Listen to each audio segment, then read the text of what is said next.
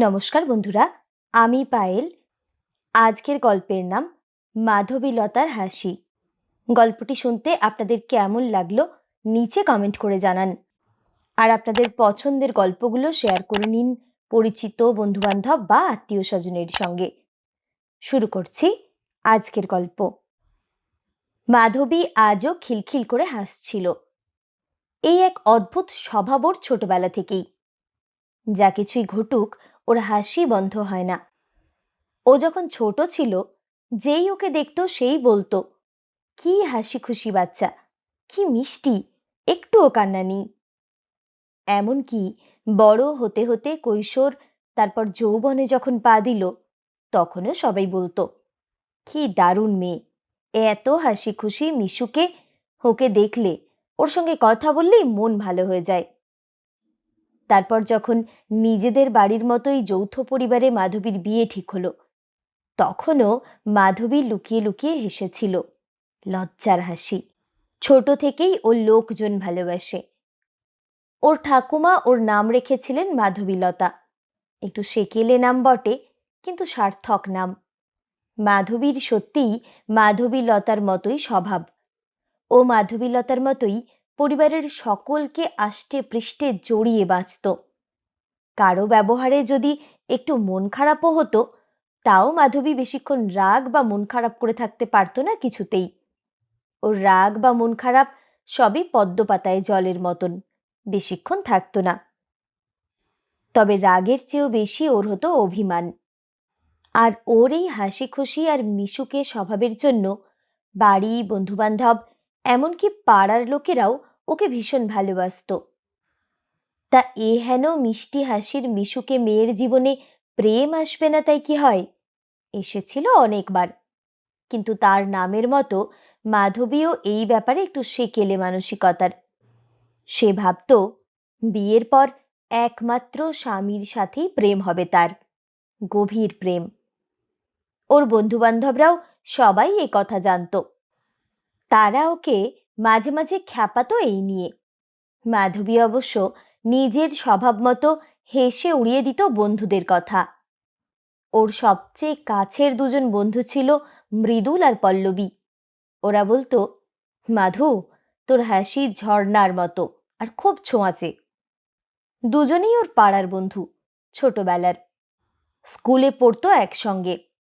পল্লবী আর সে একই স্কুল, নাচ শিখতো একসাথে, এমনকি কোচিং পড়তো একসঙ্গে। স্কুলের পর মৃদুল চলে গেল ডাক্তারি পড়তে। পল্লবী আর সে ভর্তি হয়েছিল একসঙ্গে পাঁশকুড়া কলেজে। পল্লবী পড়াশোনায় ভালো ছিল, কিন্তু মাধবী বরাবরই মধ্যমানের ছাত্রী। তবে তার জীবন জুড়ে তার হাসির মতোই ছিল তার অনায়াস নাচ। মাধবী বুঝতে পারত মৃদুলের মন কি চায়, কিন্তু সে এও জানত যে মৃদুলের জন্য সে কোনো দিনই এত বছর অপেক্ষা করতে পারবে না।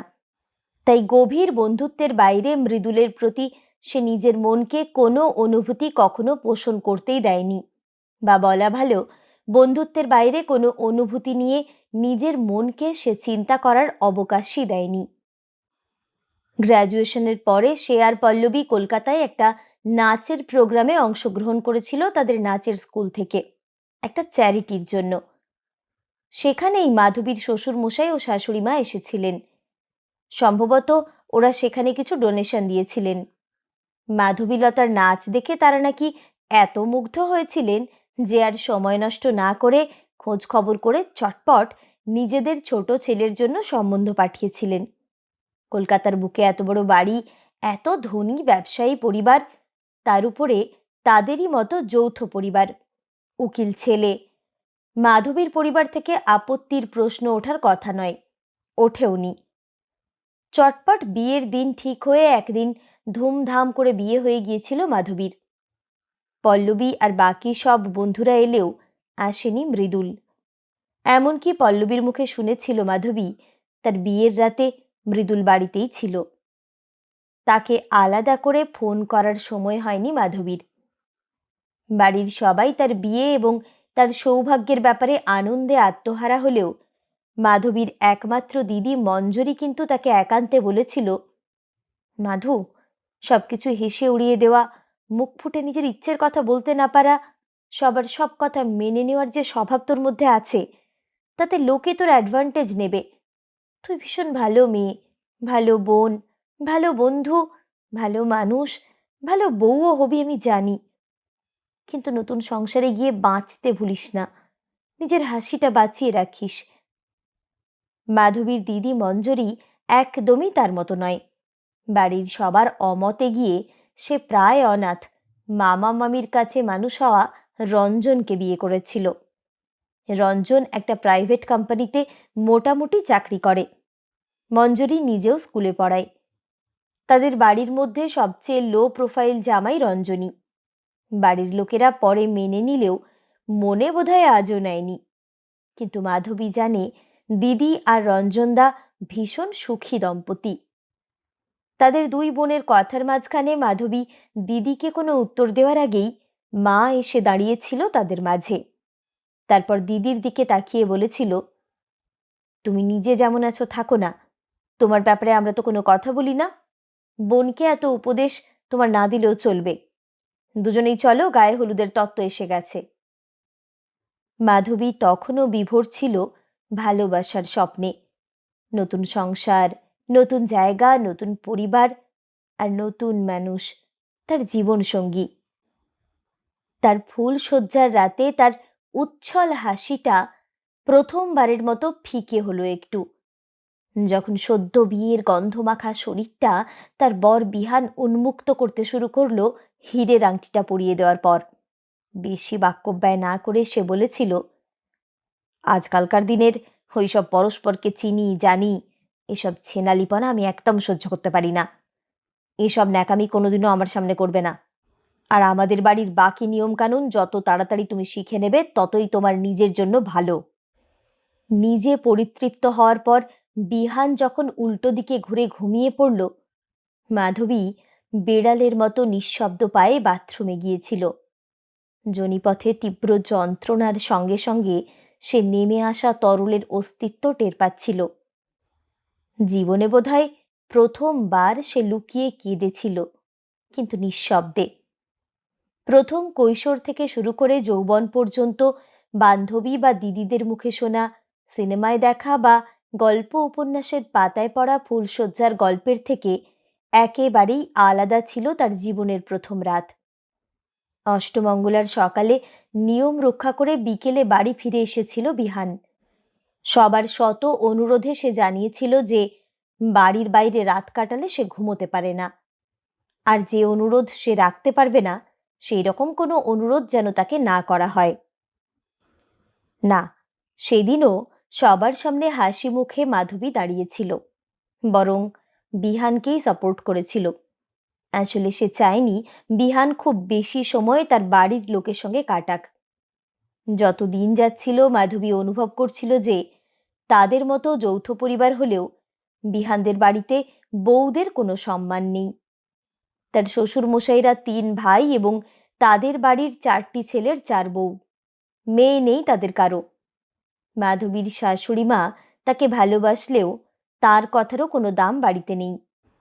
তিনি বাড়ির বড় বউ হলেও বাকি 2 বউয়ের মতো বিত্তশালী পরিবার থেকে তিনি আসেননি, বরং গরিবের মেয়ে হওয়া সত্ত্বেও শুধুমাত্র রূপের জোরে এ বাড়ির বউ হয়ে এসেছিলেন। 2 কাকি শাশুড়ি তাও মুখ ফুটে 2-একটা কথা বলেন। এ বাড়ির সবকিছু এখনো নিয়ন্ত্রিত হয় বিহানের দাদু এবং ঠাকুমার কথায়। যদিও ঠাকুমার এখতিয়ার এই সংসারে ছড়ি ঘোরানোতেই সীমাবদ্ধ, এ বাড়িতে হাসি কান্না কথা সবকিছুই নিয়ন্ত্রিত। কাজকর্ম করার জন্য লোকজন রয়েছে। ফলত মাধবী একেবারে কর্মহীন হয়ে গেল। একদিন দুপুরবেলা সে নিজের ঘরে আস্তে আস্তে গান চালিয়ে নাচছিল। তার বড় যা অনুমিতা শুনতে পেয়ে তার ঘরে ঢুকে দরজায় ছিটকিনি তুলে দিয়ে বলেছিল, গান শুনছো শোনো, কিন্তু এভাবে দরজা খুলে নেচো না আর কোনোদিন, ঠাকুমা দেখতে পেলে মুশকিল হয়ে যাবে। মাধবী সেদিনও বোকার মতো হেসে জিজ্ঞেস করেছিল, কেন দিদিভাই?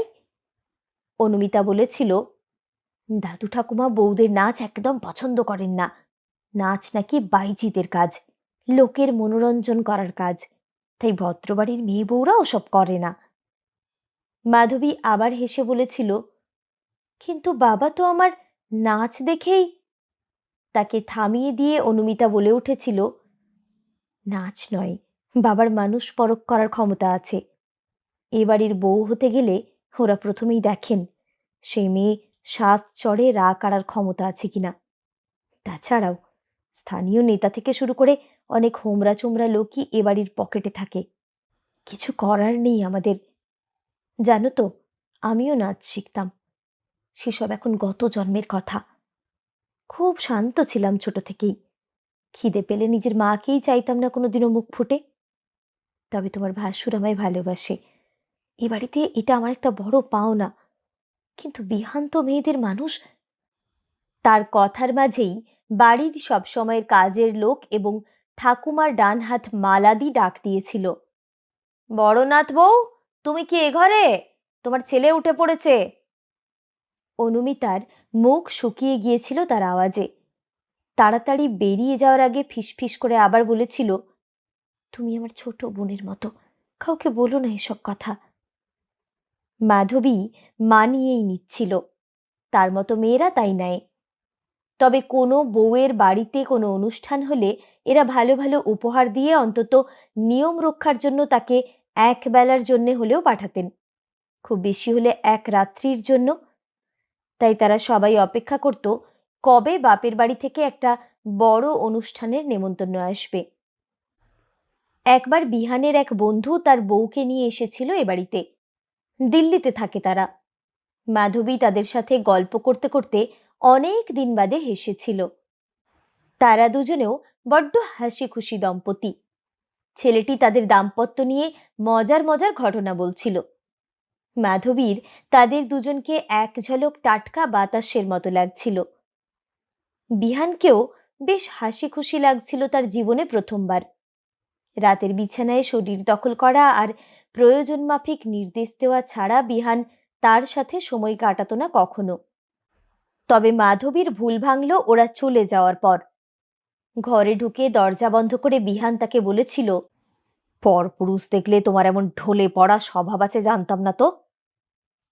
মাধবী হতবাক হয়ে মৃদু স্বরে বলেছিল, তুমি এসব কি কথা? মাধবীকে থামিয়ে দিয়ে বিহান বলেছিল, এই, এত বড় সাহস কে দিয়েছে আমার মুখের ওপর কথা বলার? দাঁত বের করে এত ঢলে ঢলে কথা বলার কি হয়েছিল ওদের সাথে? রাস্তার মেয়ে ছেলে যেন। শোনো, আমি আমার দাদার মতো স্ত্রৈণ নই। আমি যখন একটা কথা বলছি তার উপর মুখে মুখে কথা যেন আর কোনোদিন না শুনি। দিদির প্রশ্নে পুরোটা না হলেও কিছুটা দিদিকে বলেছিল বৈকি মাধবী। দিদি বাড়ি গিয়ে বাবা মাকে বলতে বলেছিল। এও বলেছিল, সে যদি না বলে দিদি নাকি বাড়ি গিয়ে সব বলবে। কি বলবে, কতটুকু বলবে বা আদৌ বলবে কিনা ভাবার আগেই অন্ধকার নেমে এসেছিল মাধবীর জীবনে। পরের দিনই হঠাৎ করেই বাবা চলে যান।